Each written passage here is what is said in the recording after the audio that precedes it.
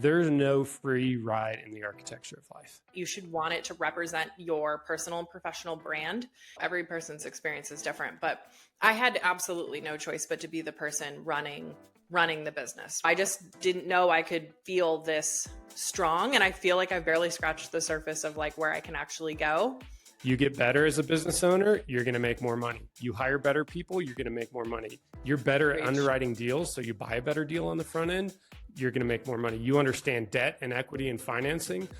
But if you just stall out and you're like, hey, I'm just going to be this good at my business, you're going to make that amount of money for the rest of your life. Welcome to the Exceptional Companies Podcast, a podcast for purpose-led entrepreneurs looking to master the art of buying, selling, or optimizing small businesses. Your host, Chris Seegers, founder of Exceptional Companies and author of Selling Main Street, has over a decade of experience starting, buying, and leading successful businesses. He's here to guide you through the complex world of business transactions and growth. Each week, we dive deep with actionable insights, expert interviews, and real-world strategies to activate and equip you to live exceptionally and build exceptional businesses. Now, let's dive into today's episode. Here's your host, Chris Seegers. Welcome to the Exceptional Companies Podcast, where we discuss how to buy, sell, or grow your business. I am joined by my recurring guest, Tato, who I love and I'm so proud of. Tato, welcome back to the show. Thanks, Chris. I love being here. Yep. So we've been together on this business acquisition journey for many, many years. We met in a mindset mastermind that I think actually helped both of us go a lot further in the acquisition side. So anyway, so we were chatting about a big topic that comes up with a lot of our clients, with a lot of folks you're talking to, and it's a fallacy, which is that businesses, if you buy a business, you can make them passive very quickly. I've got a very different opinion. And so the topic we're going to talk about today is when to transition from working in your business to on your business. So anyways, welcome to the show. Excited to have you. And let's riff on this. I was going to immediately cut you off, which is the thing that I love to do. But my follow-on was going to be, and that people perceive it as a failure if you're working in your business. It seems like that's an immediate point of failure, which I think is really unfortunate. So. Yep, 100%. And when we coach, so we do a lot of sell side and buy side representation exclusively on either one. But when we're selling to a buyer, we always try to place cultural fits with the buyer and the seller. And then we generally coach the buyer moving forward. And there's this miscommunication, I think, in social media that you can buy a business like you do real estate. And so you can go in and you can flip houses or whatever the same way as you can run a business that has 10, 20, 30, 50 employees. I believe that's false. And when we're coaching buyers that have just bought a business, we talk a lot about timeline, like appropriate timelines. And you and I have talked about that. The first 12 months, you're just in chaos mode. You're learning everything. You're trying to build some level of systems. You're trying to build loyalty with your team. You're trying not to lose revenue. There's so many things going on. And so when buyers buy a business, I'm always like, hey, I would suggest you don't do a lot the first 6 to 12 months. It's really just understanding the industry, understanding the business. And then once you start, and you'll start feeling kind of a level of anxiety coming down where you're like, oh, I do have some capacity. I'm not working 10 hours a week every single day. I've got some ideas for the business. You start capturing those and then you start working towards that. But share a little bit of your experience, because you just told me before, hey, I'm really excited. I'm starting to hire some people that maybe have some more strategic ability than some of the rest of your team, which is not a bad or good thing. It's just kind of genetics. So tell me a little bit about where you are in your journey. Yeah, definitely. So when I first started, granted, I bought a really small business, so every person's experience is different, but I had absolutely no choice but to be the person running the business, right? I was the day-to-day. I think a lot of people view that kind of unfairly as like, oh, the business you bought was too small, or, oh, like that was like a failure. And the truth is, so we manufacture a product. I can't go into the shop and, move my production staff out of the way and take over production. I physically don't know how to manufacture. However, I know a ton about the process, the product, the industry, the players, my clients, what we can do, what we can't do, et cetera. And that was because I was thrown into having to run the business day to day. And I personally can't imagine how you go to run a company, grow it, evolve it, whatever, without that foundational layer of education, right? And so I would say, aside from living the chaos that you just so appropriately described, I spent the first year and a half on my education, and it just feels so key. Like I can't really think about how you would circumvent that. And so it's one of the reasons I think it's so important.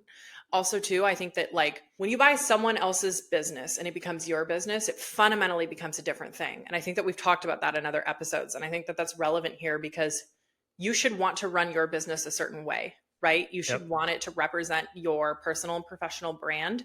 And along with that are, expectations, standards, et cetera. And so I also, just spent a bunch of time like figuring out like what that means to me. How is it that I want to run a business? Because there's lots of different ways to doing it. It's like parenting, right? So knowing that, I've now coupled my education with my vision for my business, the one that I owned, and kind of melded that into figuring out, okay, where do I need help? How do I need help? And it's not just about help.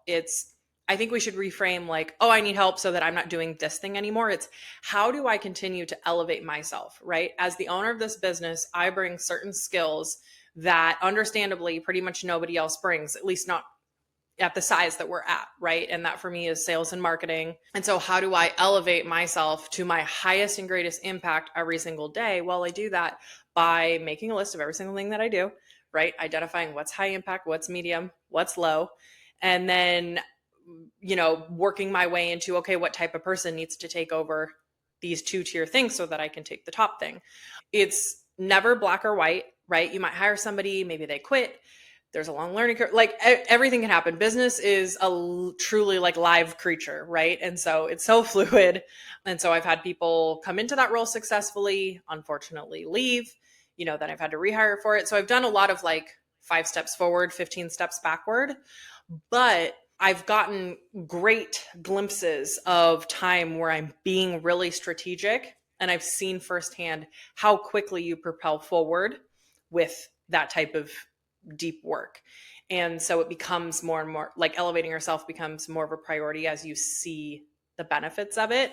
And then each time I go to hire these positions, I get better at it, right? I further refine requirements for those candidates, my expectations for those people, et cetera. So I'll stop there because that was kind of a lot, but. Yeah, for sure. And I think like that process, there's a phrase that I think we got from Strategic Coach called delegate and elevate. Yeah. So as you're delegating, you're elevating, and then the people within your organization are also delegating and elevating. And one, I think, big demarcation point for entrepreneurs is to decide before you go into business, do I want to build a company that has enterprise value that will be a self-governed business without me? Or do I want to build a lifestyle business, which means I'm probably going to work in it. I'm going to make good money, but it may not have as high enterprise value. And it probably is going to require me always. Now, we love, like our priority is to work with folks like you that are like, hey, I want to build a self-governed entity that has enterprise value, meaning someone will buy it from me eventually. And one of the biggest factors of a higher or lower enterprise value is, does it require the owner or not? Not that you won't still be involved in the business and that you don't love your business and you don't love employees. That has nothing to do with it. But if you build the right processes, procedures, the right team, eventually you will not be needed, except for in a small piece. Now, I think what we're trying to establish here is a fallacy that businesses are passive, especially on the front end. They aren't.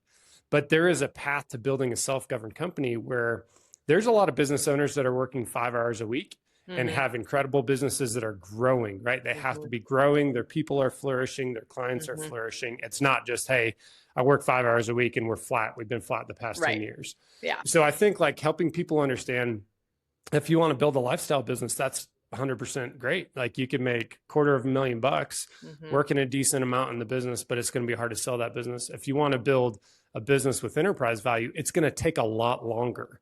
And generally, we do encourage people like you've done, go work in the business and then start elevating yourself out of the business. And we've used EOS and we've got our own system, Exceptional Systems, that is really a systematic approach to start delegating and elevating out of that and getting your people elevated. Yeah. And of course, we've encouraged you to continue to refine those pieces. But okay, so What else, as you think about this process of demarcation points for when you should start transitioning from working in the business to on the business, what are some of those like gut feel, gut check things, or just like things in the business you've seen that are like, hey, it's time to start pushing?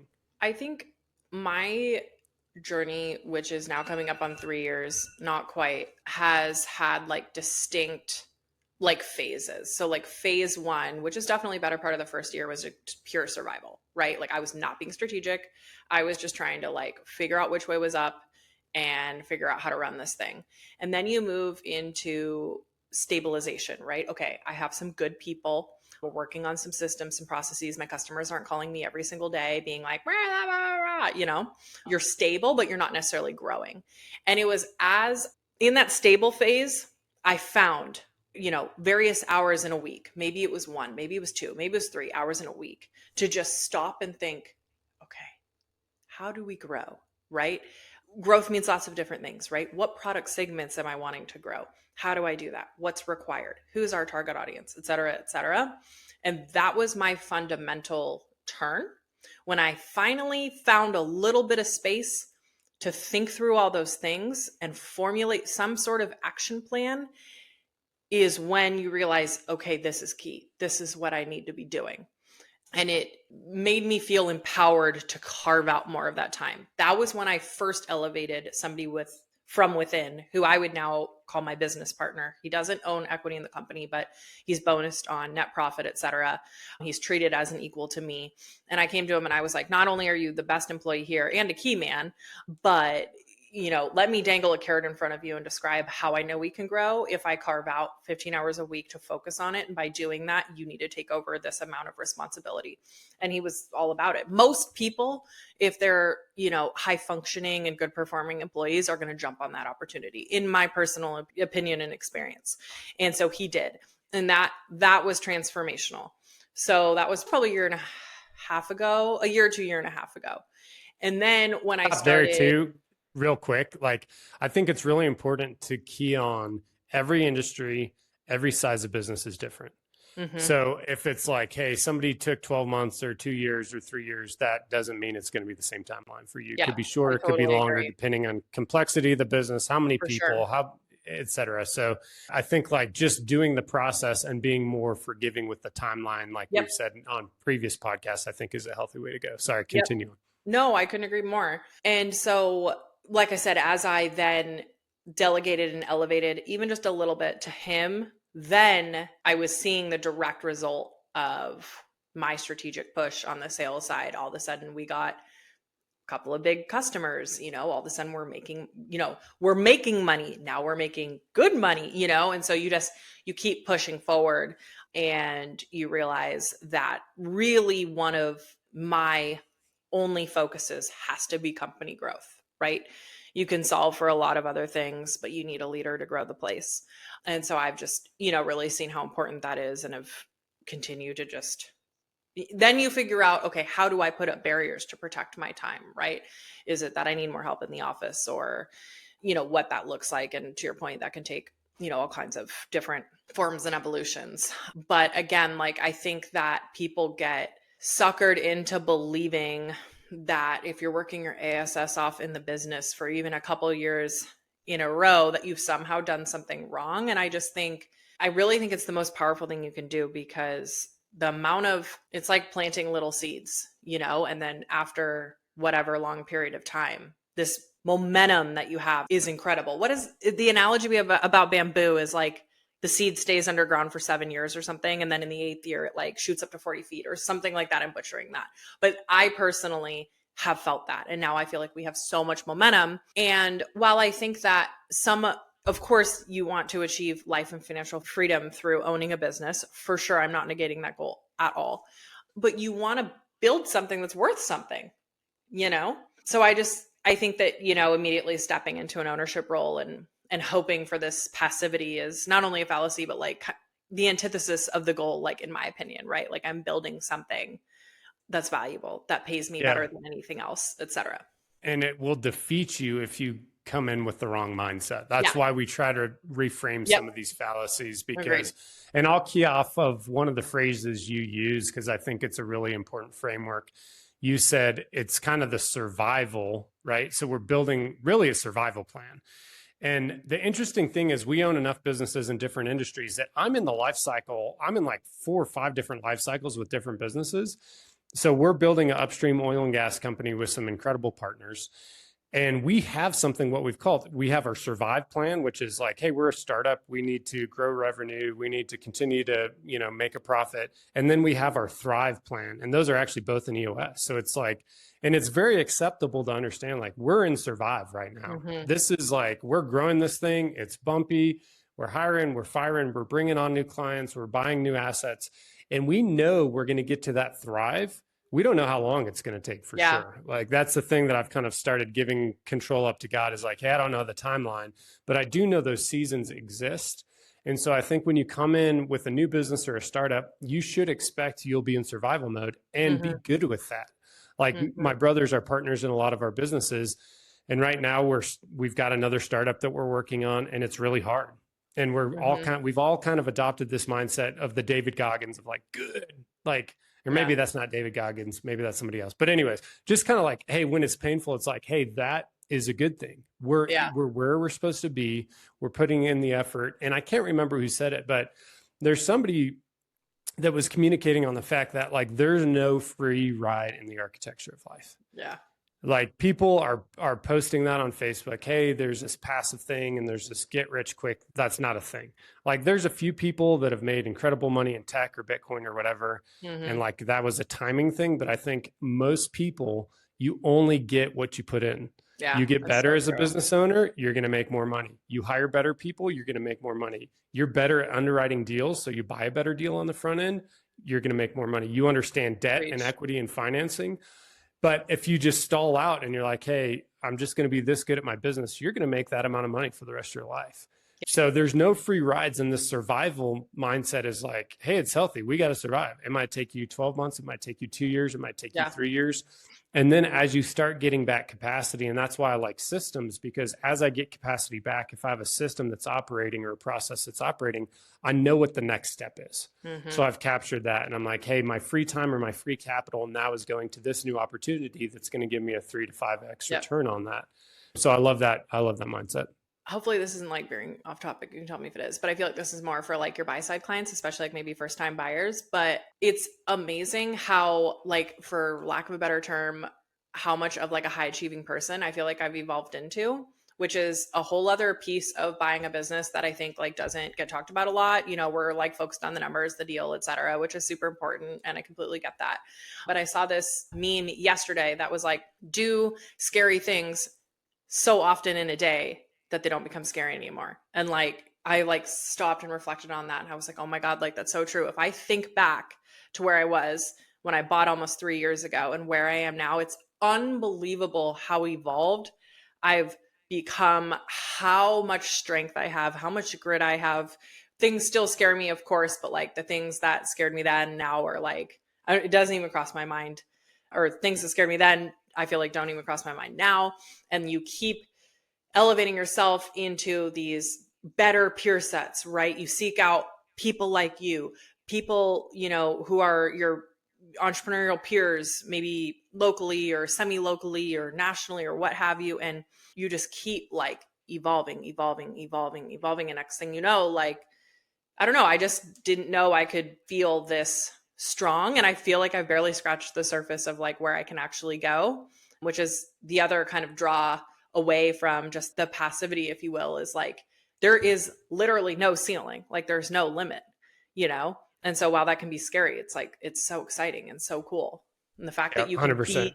The fact that you can be a steward of something that has no limit other than like your own capabilities is incredible. 100%. And what I love is journeying with you from beginning, before you even started looking at buying businesses, and being able to be involved with some of the conversations. This is why I want you to grow your audience, because you are so honest and most people aren't. And that's how I am too. Like when people ask me, hey, you know, I want to buy a business. I'm like, okay, here's how it's going to be. It's really, really hard. It's going to like, you're not going to make good money. You're going to feel like you're crazy, But if you are willing to get through that, it's the greatest net worth wealth generator, I believe, in this country.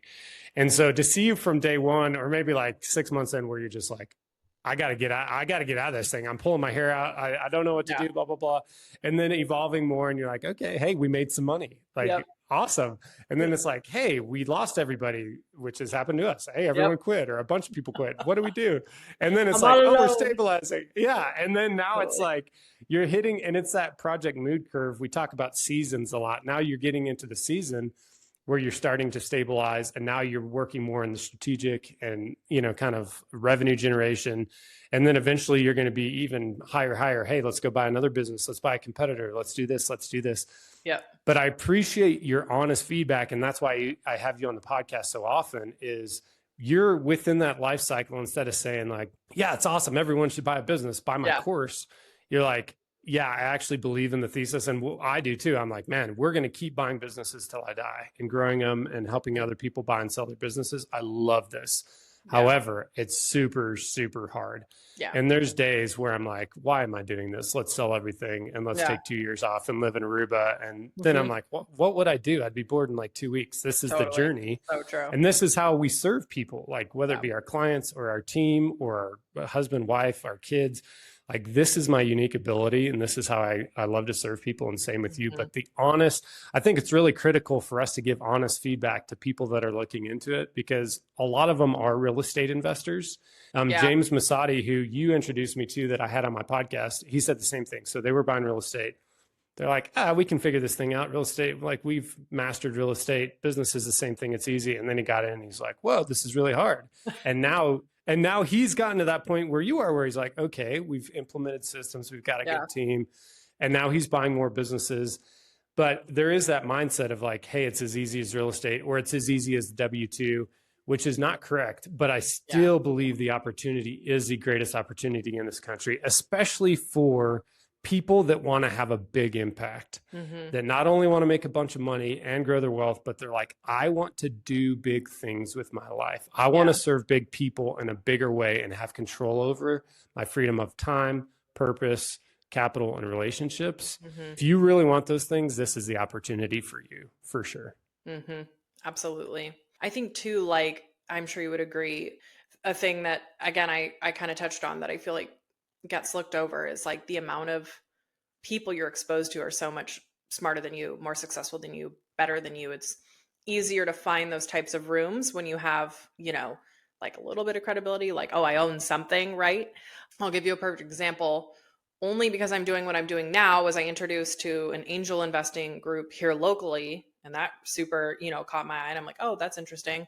Went as a guest to their meeting a couple weeks ago, walked in. I was like, wow, I'm the youngest, poorest, dumbest, least successful, lamest person in this room.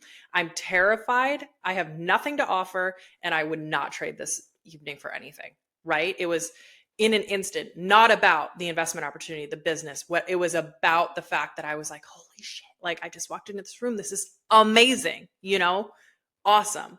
And so I think that there's a certain type of person that sees how valuable that can be. And well, my premise would be, we're all created uniquely gifted in God's image to do huge things. Every single one of us. And some of us have just kind of tamped it down and said, I'm good with like comfort. I'm good with, I just want to work 9 to 5. I just want to have this. I want to have my vacation. I don't think that's how we're created to be. That's why I think we have so much chaos in this country. We have so much mental health issues, is people are not living out the life they instinctively know they should be living out. It doesn't mean you have to be an entrepreneur. It doesn't mean whatever. It's just, you have a unique gifting that this world needs.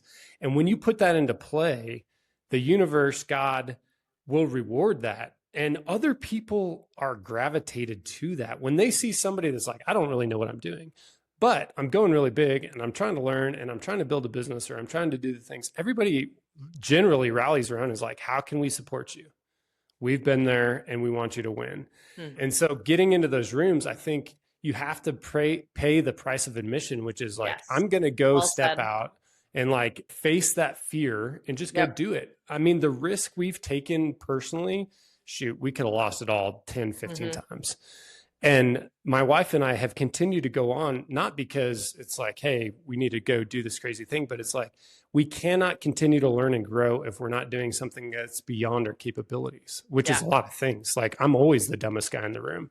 But I am one that I'm like, hey, let's keep growing, which is a little stressful. But I think that's God, how God created us to create. And when we stop creating, could be in your marriage, you stop pouring into your marriage and creating a great marriage, or with your kids or with your business, we start getting that anxiety of like, man, I feel like something's missing. I'm not really playing it out. So I love that. That's really cool. Do you like what you hear so far? Make sure you never miss an episode by clicking the subscribe button now, and check out our website, www.excoadvisors.com.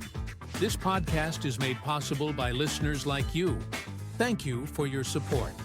Now, back to the show. Okay, so we've gone 25 minutes, which is a perfect kind of wrap up. Any new resources or things you want to share with our audience? Any other parting words on when you should transition from working in your business or on your business? We didn't get that deep into it, but I think this is a really good primer just for people not to feel like they're crazy about the fact that business is really hard and they might be in that survive life cycle or season instead of that thrive season.